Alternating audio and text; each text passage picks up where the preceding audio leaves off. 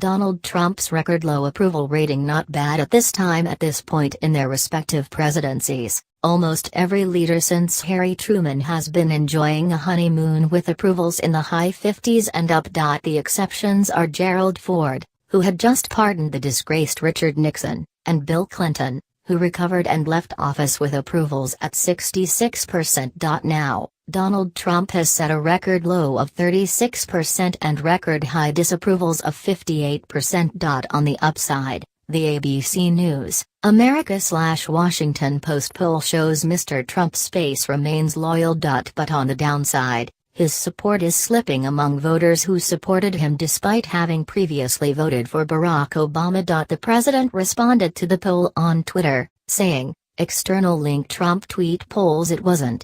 In fact, its last poll before the vote was off by just 2 points from the final result. Obamacare yet to be repealed from here, it's hard to see when, or how, Mr. Trump might be able to pull off a Clinton-style comeback. He is yet to sign any major piece of legislation, let alone a key reform he made throughout the campaign, the repeal and replacement of Obamacare. Before the election, he told crowds across the U.S. it would happen immediately.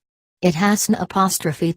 It's stuck in the Senate with both moderate and conservative Republicans yet to commit to a bill that is also deeply unpopular with voters. The White House says Mr. Trump has been making calls all weekend trying to convince wavering Republican senators to support it. But the president has also been preparing the ground to shift the blame to them if it fails. "I will be very angry," he said last week in one of his now rare interviews. "I hope they do it.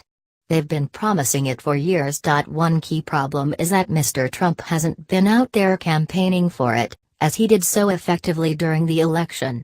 Video: Trump has no desire and no capacity to lead the world. ABC News, an administration under siege. His administration is under siege over his campaign team's contacts with Russian nationals and their constantly changing explanations, as new details are revealed almost daily. And it's not just healthcare that's stalled. Everything from tax reform to North Korea is being sidelined. This is supposed to be Mr. Trump's Made in America week to promote local manufacturing. But even that is becoming a PR problem of the White House's own making. The Washington Post has revealed that his daughter Imka's fashion label relies exclusively on foreign factories employing low-wage workers in countries such as Bangladesh, Indonesia, and China.